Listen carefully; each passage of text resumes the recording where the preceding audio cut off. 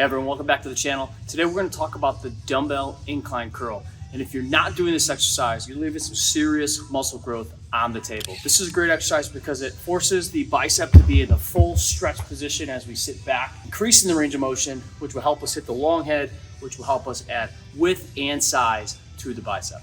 Let's jump in. So you first got to make your way to an adjustable bench, and we're going to set it to a 60 or 70 degree angle. I recommend starting at 70, and as you improve on your technique and control those elbows during the movement, maybe go back to 60. So now that you got the bench set up at the 60 to 70 degree angle, you're going to grab dumbbells, and you want to make sure that you're reclining yourself, your hips are in the seat, and we're rolling those shoulders back, opening up the chest in front of the biceps, letting our arms hang down, but we're not slouching. Chest is up, arms are straight, biceps are flexed, and palms are forward.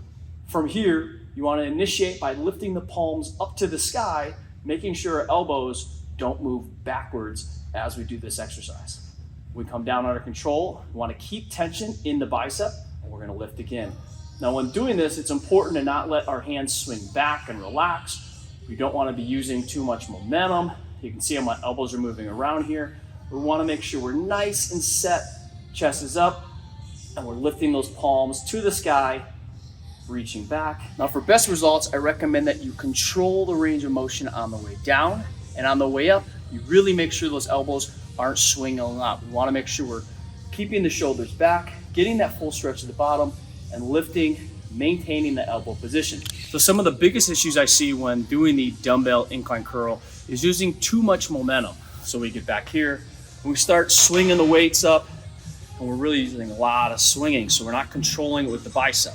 Another issue I see here is that we lose tension at the bottom of the movement.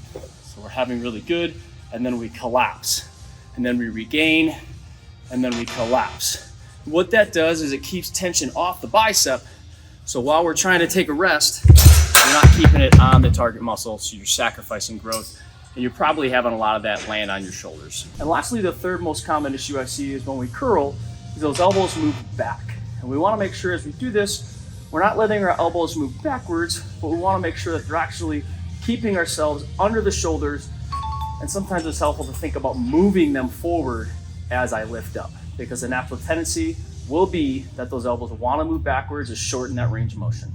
So now that you know how to do the dumbbell incline curl correctly, I'm going to teach you how to get big guns. My favorite way to do this is to train 2 to 4 work sets. I will choose one day where I will train it in that 5 to 8 rep range, really heavy, really slow and controlled. And then I'll take another day where I'll train it in that 2 to 3 reps, maybe for 10 to 15, sometimes upwards of 20 reps, lighter weights, but still taking it to muscle failure with shorter rest periods to get an amazing pump. So there you have it. That is the dumbbell incline curl. Make sure you guys train this, controlling the full range of motion, not losing tension at the bottom of reps, and train with intensity. Don't be afraid to go heavy with it. If you guys found this helpful, I appreciate a like and a subscribe, and then make sure you hit that channel notification to get more updates of training tips like this. Let's start building.